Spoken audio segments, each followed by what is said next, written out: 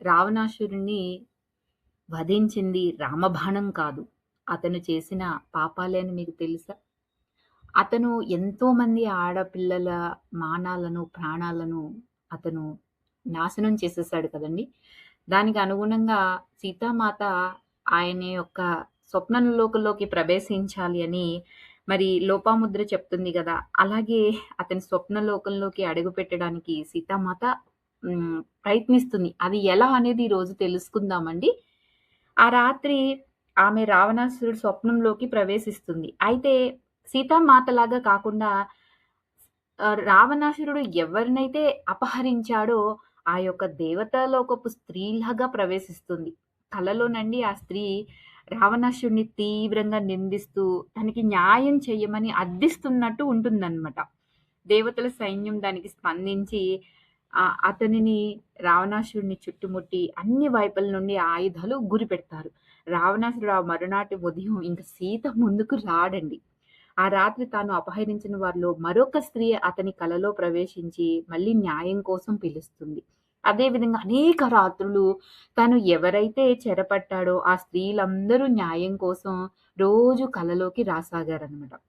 ఒకానొక రాత్రి వాళ్ళందరూ కలిసికట్టుగా ప్రత్యక్షమైపోతారండి. ఎంతో బిగ్గరగా వాళ్ళ స్వరాలు ధ్వనించి అంత గొప్ప రావణాసురుడు కూడా వణికిపోయేటట్టు చేస్తారు. కేవలం స్త్రీలే కాదు, అతని వల్ల బాధలకు గురైన వారందరూ కూడా అతని ముందు నగ్నంగా నిలబడి తమకు న్యాయం కావాలి అని అడుగుతూ, తమ స్వరాలు ప్రతి చోట ప్రతిధ్వనిస్తూ ఉండగా నిలబడి ఉంటారండి. ఇంకా ఆ దృశ్యాన్ని చూడగానే రావణాసురుడికి ఇంక భయపడిపోతాడింక. ఒకానొక రోజు ఉదయం అతని యొక్క రోజు రాత్రులు నిద్రపోవట్లేదు కదా! భయపడుతున్నాడు కదా! మండోదరి రోజు చూస్తూ ఉంటుందండి. ఒకరోజు సీతామాత వద్దకు వచ్చి, ఇప్పుడు రావణుడు నిద్రపోవాలంటేనే భయపడుతున్నాడు. అతడు కలలతో వెంటాడబడి కనీసం పడుకోవటానికి కూడా నిరాకరిస్తున్నాడు అని చెప్తుందండి. ఎంతో విచారం ధ్వనించే స్వరంతో చెప్తుంది. ఎందుకంటే అతను రాత్రంతా ఏదో ఒకటి చేస్తూ ఉండి, దానివల్ల నిద్రపోకుండా ఉంటున్నాడు. ఇక పగలు నిద్రపోవడం మొదలుపెట్టాడండి. కానీ విశ్రాంతి లేకపోవడం వల్ల ఏమవుతుంది అంటే రావణాసురుడికి నీరసపరిచి అతని మనస్సుపై అది మెల్లమెల్లగా ప్రభావం చూపటం మొదలవుతుంది. చూడండి, మనమైనా సరే నిద్రపోకపోతే మనకి కూడా ఎంతో చిరాకు, ఆ రెస్ట్‌లెస్ అనేది మనకి బాగా తెలుస్తుందన్నమాట. అదే విధంగా రావణాసురుడికి కూడా. మండోదరి అడుగుతుంది, "నేను ఏం చేస్తే అతనికి సహాయం చేయగలను?" అని అడిగినప్పుడు సీతామాత ఒకటే చెప్తుందండి, "జరిగే పని జరగని మండోదరి. న్యాయ మార్గంలో ఎందుకు నువ్వు అడ్డొస్తున్నావు? నువ్వు అడ్డు నిలవకు" అని చెప్పి బదులిస్తుందండి. ఇలా 2 వారాలు గడిచిపోతాయి. రావణాసురుడు సీతామాత ముందుకు మాత్రం రాడు. రావణాసురుడికి రాత్రి వచ్చే కలలే కాకుండా ఇప్పుడు పగలు కూడా రావటం మొదలైపోయాయి. ఇంకా అతను అలా పగలు, రాత్రి ఆ కలలు అలా హింసిస్తున్నప్పటికీ చివరికి అతడు ఒకరోజు సీతామాత ముందుకు వచ్చి కమిలిపోయిన ముఖంతో ఉంటాడండి ప్రత్యక్షమై. తనని అలా అశక్తుడిగా చేసినందుకు సీతామాతని తీవ్రంగా దూషిస్తూ ఉంటాడు. "నువ్వు నన్నెందుకు నిందిస్తున్నావు? అసలు నువ్వు చూస్తున్నది నువ్వు చేసిన పాపాలే కదా రావణ! నువ్వు నన్నెందుకు అంటున్నావు?" అని సీతామాత అంటుందండి. కానీ రావణాసుడు ఆమె ఉనికిని, ఆమె తపస్సును నిందించి, "ఎవ్వరైనా నా మీద అటువంటి శక్తి ప్రయోగించటాన్ని నేను అంగీకరించను" అంటాడన్నమాట. ఆమెను చంపటానికే నిశ్చయించుకుంటాడండి చివరికి. దానివలన తన హింసాత్మక రాత్రులకి తెరపడుతుందేమో అని భావిస్తాడు. కానీ అతని ఖడ్గం తీయకముందే మండోదరి పరుగు పరుగున వచ్చి వారిద్దరి మధ్య నిలబడుతుంది. "నువ్వు నీ పతనాన్ని కొని తెచ్చుకుంటున్నావు" అని రావణాసుడు చెప్తుందండి. ఎందుకంటే ఆమె అతనిపై అరుస్తుంది, "నేను నిన్ను నాశనం చేసుకోనివ్వను. నువ్వు ఇలాంటి పని చేస్తే నేను ఒప్పుకోను" అని. మండోదరి, "తప్పుకో. ఈ స్త్రీ నన్ను నిర్వీర్యుడిని చేసింది. దానికి ఆమె చావవలసిందే" అని రావణాసురుడు గట్టిగా అరుస్తాడనమాట. సీతామాత మౌనంగా కళ్ళు మూసుకుని ధ్యాన స్థితిలో తన చుట్టూ జరుగుతున్న దానిని కనీసం అసలు విన్నట్టే కూర్చునుంటుంది. నాకేమీ తెలియదు, ఇక్కడ ఏం జరగట్లేదు అన్నట్టనమాట. అయోధ్యలో స్త్రీలు సృష్టించిన రక్షణ కవచం ఉంది కదండీ! అది ఇంకా ఆమె చుట్టూనే ఉందన్నమాట. రావణాసురుడి ఆగ్రహం దానికున్న అస్సలు లోపలికి చొచ్చుకుపోవట్లేదు. మండోదరి కదలటానికి ఇష్టపడకుండా ఏడుస్తూ ఉండగా సీతామాతే కళ్ళు తెరిచి సున్నితంగా మాట్లాడుతుంది. ఏమనంటే, "మండోదరి, ఇతని విధి అతని చేతుల్లోనే ఉందని నేనెప్పుడో చెప్పాను కదా! అతను తన గత చర్యల పరిణామాలను చూసి భరించలేకపోతున్నాడు. అందుకే కోపం చాటున తనను తాను దాచుకుంటున్నాడు. అతను తనని ఎదుర్కొనలేదు. నువ్వు కానీ, నేను కానీ అతన్ని రక్షించలేము అని సీతామాత చెప్తుందండి. కేవలం అతను మాత్రమే ఆ పని చేయగలడు. ఎవ్వరు చెయ్యలేరు. అది అతని చేతుల్లోనే ఉంది అని సీతామాత చెప్తుందనమాట. తరువాత రావణాసురుడి వైపు సీతామాత చూసి, "నువ్వు నిన్ను త్రిలోకాధిపతివని పిలుచుకుంటావు గదా! కనీసం నువ్వు నీకు కూడా అధిపతివి కావా?" అని అడుగుతుందండి. "నీవు చూసిన కలలు నువ్వున్న స్థితి యొక్క ప్రతిబింబాలే. ఇప్పటికి కూడా సమయం మించిపోలేదు రావణ. క్షమను మించినది ఏదీ లేదు" అని చెప్తుంది.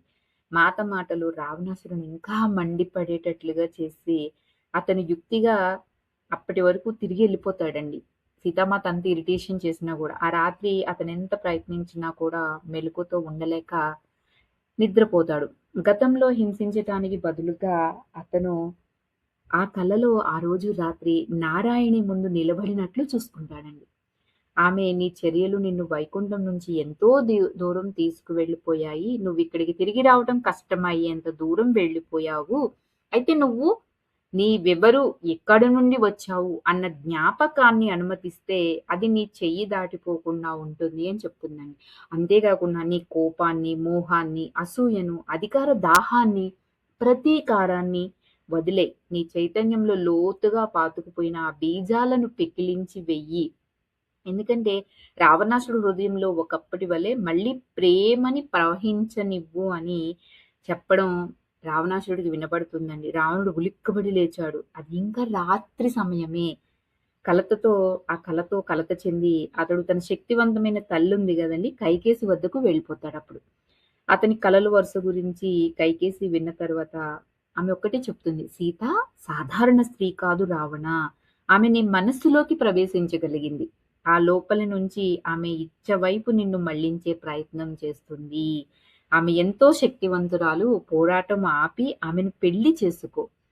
ఆమె ద్వారా నువ్వు మరింత శక్తిని సంపాదిస్తావు" అని చెప్తుందనమాట. చెప్పితే అయితే ఆమెను నేనెలా చేరాలి అని, ఆమె చుట్టూ ఒక రక్షణ కవచం ఉన్నట్లు అనిపిస్తుంది అని, దాన్ని నేను పగలగొట్టే మార్గం గూడా కనుక్కుంటాను అని వాళ్ళమ్మ అప్పుడేం చేస్తుందంటే రావణాసురుడిని తన దగ్గర కూర్చోపెట్టుకుని, వేరే ఏది పని చేయనప్పుడు వాళ్ళ తల్లి ఉపయోగించే పవిత్ర మంత్రం ద్వారా ఆమెలో ఉన్న శక్తిని కొంత రావణాసుడికి బదిలీ చేస్తుంది. కైకేసి ఆ మంత్రం జపం చేస్తూ ఉండగా వాళ్ళిద్దరూ కొంతసేపు అలా కూర్చునుంటారనమాట. ఇది జరిగిన తర్వాత సీతామాత పట్ల రావణాసుడి యొక్క ధోరణి మారిపోతుందండి. ఎందుకంటే పెళ్లి చేసుకోమని చెప్పింది గదా అతని తల్లి. ఆమె పట్ల ఎంతో మర్యాదగా మెలిగసాగాడు. ఇది మరింత గొప్ప ప్రమాదానికి దారి తీయటంతో సీతామాత ఏం చేసిందంటే మరింత గాఢ ధ్యానాలు చేస్తూ అరుదుగా మాత్రమే కళ్ళు తెరిచి చూచేదనమాట. ఆమె ఎంతగా ధ్యాన స్థితిలోకి వెళ్తే రావణాసుడి యొక్క కోరిక అంత బలీయంగా మారిపోయేదండి. చివరికి ఒకరోజు ఆవేశంతో తన ఖడ్గంతో ఆమె చుట్టూ ఉన్న రక్షణ కవచాన్ని పగలగొట్టబోయాడు. మొట్టమొదటిసారిగా సీతామాత భౌతికంగా అపాయంలో పడిందా అన్నట్టు అనిపిస్తుంది మనకి. శక్తివంతుడంటే అసలింక సీతామాతని వేరొక శక్తి వచ్చి రక్షించకపోతే ఆ రావణాసురుడు దాన్ని పగలగొట్టేస్తాడనమాట. అంతే ఆ క్షణమే అప్పుడే మాత రావణాసురుడు తన వైపు ఆగ్రహంతో వస్తున్నప్పుడు సీతామాత అసలేమీ స్పందించక ముందే ప్రాణమయ తలం నుంచి అండి ఋషి లోపముద్ర కాంతి రూపంలో రావడం చూస్తుంది. లోపముద్ర రావడం అంది ఆమె అనేకంగా మారి మెరుపు వంటి వేగంతో ఆమె అనేక చేతులు వచ్చి రావణాసురుడి యొక్క మెడని చుట్టి వెనుకకు విసిరేస్తాయి. అతను ఆ తోటంతా దొర్లుకుంటూ వెళ్ళిపోయి చివరికి స్పృహ కోల్పోయినట్లుగా వెల్లకిల్ల పడిపోతాడు. అక్కడున్న కాపలా వాళ్ళు గబగబా ఆ సమయానికి పరిగెత్తుకు వచ్చి అతనిని మోసుకొని వెళ్ళిపోతారండి అక్కడి నుంచి. లోపాముద్ర అనేక రూపాలు వెంటనే కలిసిపోయి ఏకమై పగటి కాంతి కంటే ఎక్కువగా మెరుస్తూ ఆమె సీతామాత ముందు నిలబడుతుంది. తన వద్దకు వచ్చి కాపలా కాస్తూ రక్షిస్తున్న స్త్రీ ఋషులు ఎవరైతే ఉన్నారో వాళ్ళందరికీ ఎంతో ఆరాధనతో, కృతజ్ఞతో సీతామాత చేతులు జోడిస్తుందండి. "సీత, నీ వంతు పని నువ్వు చేశావు. మిగిలింది ఇంకా రాముడికి సంబంధించింది. ఈ యొక్క రావణాసుడు బాహ్య ప్రవర్తనతో నువ్వు మోసపోకు. ఎందుకంటే నువ్వు అతని అవమాన బీజాలను కదిపేశావు. ఇప్పుడు అతను నిస్పృహతో నిండిపోయి ఉన్నాడు. ఇంకది చల్లారదు కదా! అదే శ్రీరాముడు విజయానికి దారి తీస్తుంది. ఇప్పుడు నువ్వు నీ శ్రద్ధను ముందు రాబోతున్న బయట యుద్ధం వైపు మరల్చాలి అని లోపాముద్ర చెప్తుంది. ఈ లోకాలను సంతులనం జరగబోయే ఆ యుద్ధం పైనే ఆధారపడి ఉంటుందంటండి. ఎందుకంటే సీతామాత శ్రీరాముడు సైనికుల పునరుత్పాదన శక్తులకు పోషణ అందించాలంట. అప్పుడు ఓటమి వారి దరి చేరదు అని చెప్తుందండి. ఎందుకంటే వీళ్ళకి తోడ్పడటం కోసం ఆ ఋషులు, ఋషి మాతలందరూ కూడా వస్తాము అని ఆమె ఒక కాంతి రూపం గీతలాగా మారిపోయి అదృశ్యమైపోతుంది.